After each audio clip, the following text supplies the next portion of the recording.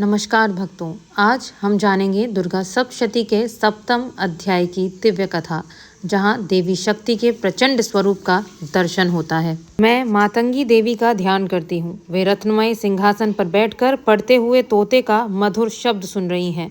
उनके शरीर का वर्ण श्याम है। वे अपना एक पैर कमल पर रखे हुए हैं और मस्तक पर अर्धचंद्र धारण करती हैं तथा कल्हार पुष्पों की माला धारण किए वीणा बजाती हैं। उनके अंग में कसी हुई चोली शोभा पा रही है।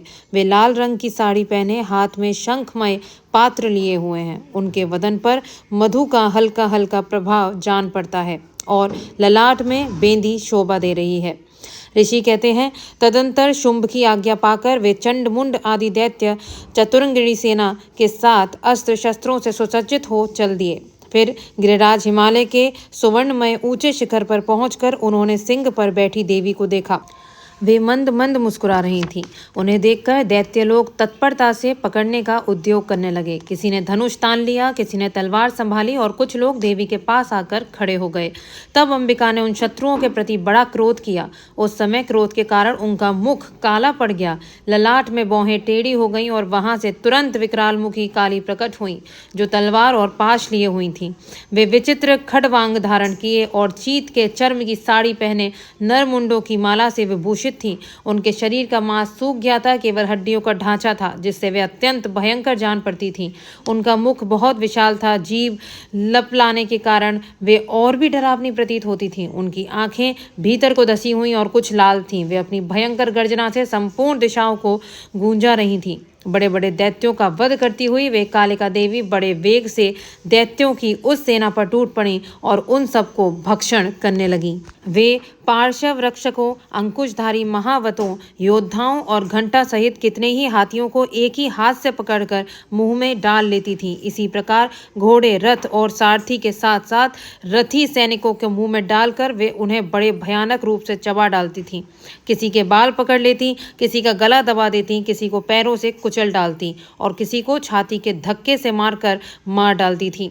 वे असुरों के छोड़े हुए बड़े बड़े अस्त्र शस्त्र मुंह से पकड़ लेती और रोष में भरकर उनको दांतों से पीस डालती थी।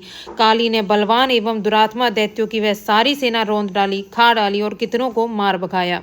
कोई तलवार के घाट उतारे गए, कोई खटवांग से पीटे गए और कितने ही असुर दैत्यों के अग्रभाग से कुचले जाकर मृत्यु को प्राप्त हुए। इस प्रकार देवी ने असुरों की उस सारी सेना को क्षण भर में मार गिराया। यह देख चंड उन अत्यंत भयानक काली देवी की ओर दौड़ा तथा महादैत्य मुंड ने भी अत्यंत भयंकर बाणों की वर्षा से तथा हजारों बाण चलाए हुए चक्रों से उन भयानक नेत्रों वाली देवी को आच्छादित कर दिया।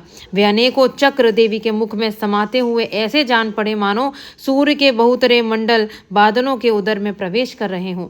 तब भयंकर गर्जना करने वाली काली ने अत्यंत रोष में भरकर विकट अट्टहास किया। उस समय उनके विकराल वदन के भीतर कठिनता से देखे जा सकने वाले दांतों की प्रभा से वे अत्यंत उज्जवल दिखाई देती थी।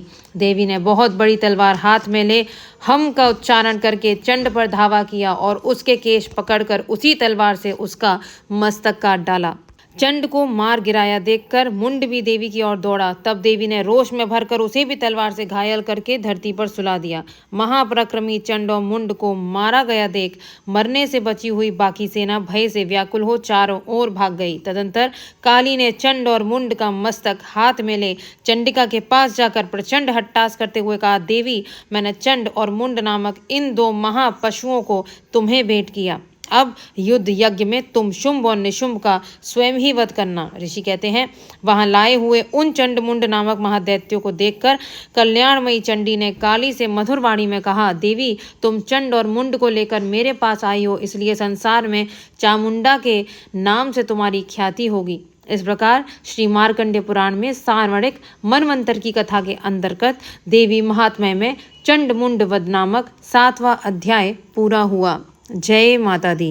भक्तों, अगर आपको यह कथा पसंद आई हो तो वीडियो को लाइक करें, शेयर करें और चैनल को सब्सक्राइब करना ना भूलें। जय माँ दुर्गा, जय माँ काली।